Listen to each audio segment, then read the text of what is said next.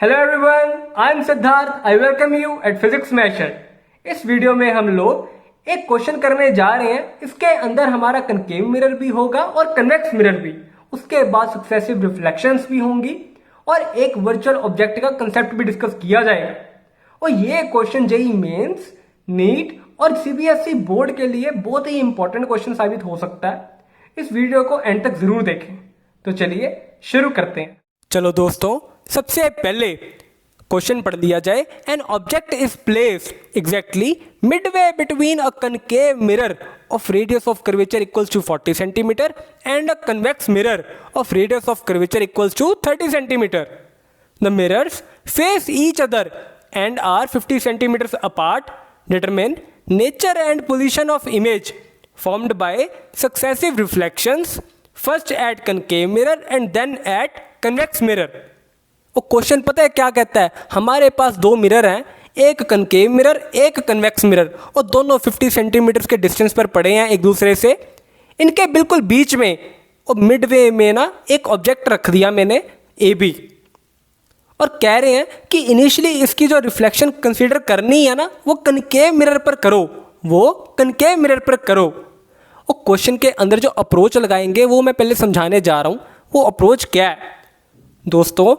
हम जब A B की रिफ्लेक्शन चेक करेंगे ना इस कनकेव मिरर के लिए, तो हम ऐसा फाइंड करेंगे कि जो हमारी इमेज बनेगी ना, वो बियॉन्ड कन्वेक्स मिरर बनेगी, वो कन्वेक्स मिरर से कहीं दूर बनेगी।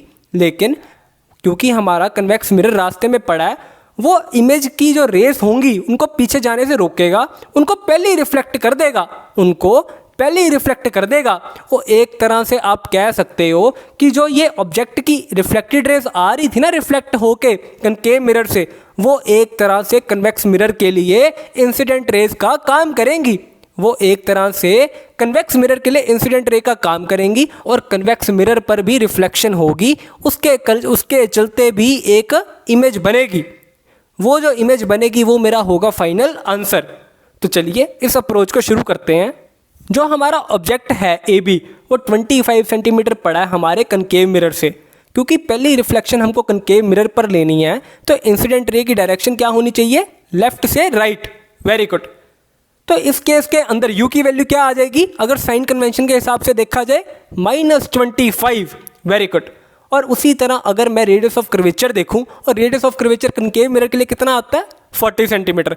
लेकिन अगर कनकेव मिरर है तो इसके लिए फोकल लेंथ कितनी हो जाएगी? 40/2 इंटू -1 इक्वल्स टू -20 सेंटीमीटर। और माइनस क्यों आई है? क्योंकि हम opposite to direction of incident ray जा रहे हैं, इसलिए -20 सेंटीमीटर। Very good. और u को डालो -25, f को डालो -20। जो इमेज बनेगी ना, वो बियॉन्ड c बननी चाहिए, बेसिकली 40 सेंटीमीटर से दूर बननी चाहिए।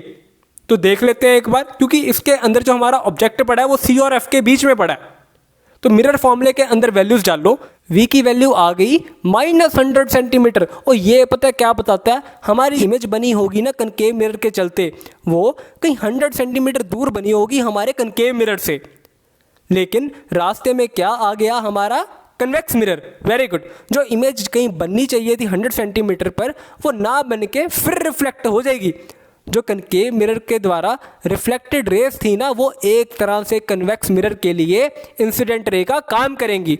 और जहाँ पर इमेज बनी होगी ना, वो इमेज एक तरह से मेरे कन्वेक्स मिरर के लिए वर्चुअल ऑब्जेक्ट का काम करेंगी। और वर्चुअल ऑब्जेक्ट क्यों? और क्योंकि हमारी रेस को यहाँ पर मिलना था, मगर कन्वेक्स मिरर ने मिलने नहीं दिया, उसने पहले रिफ्लेक्ट कर दिया।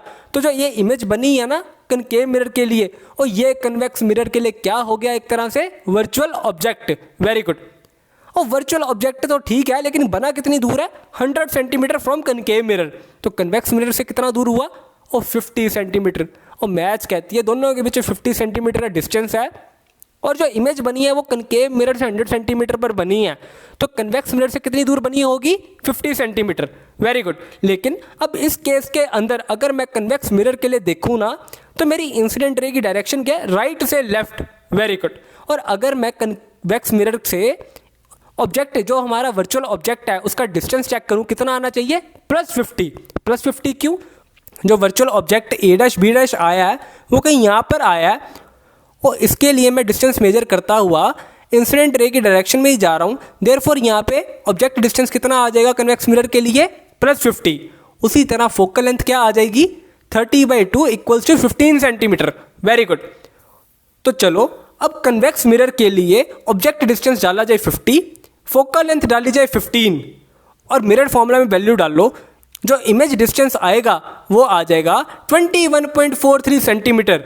और कन्वेक्स मिरर के पोल से 21.43 सेंटीमीटर और A'-B' पे मेरी क्या बन गई, इमेज। जो ये इमेज बनी है और this image is virtual image. जो इमेज बनी है दैट इज़ वर्चुअल इमेज, और वर्चुअल तो बननी भी चाहिए क्योंकि कन्वेक्स मिरर पे बनी है। Very good. अगर आपको ये वीडियो अच्छी लगी हो तो इसे ज़रूर शेयर कीजिए, और अगर आपको इसमें कोई भी डाउट है तो नीचे दिए कमेंट सेक्शन में ज़रूर पूछिए। Thank you.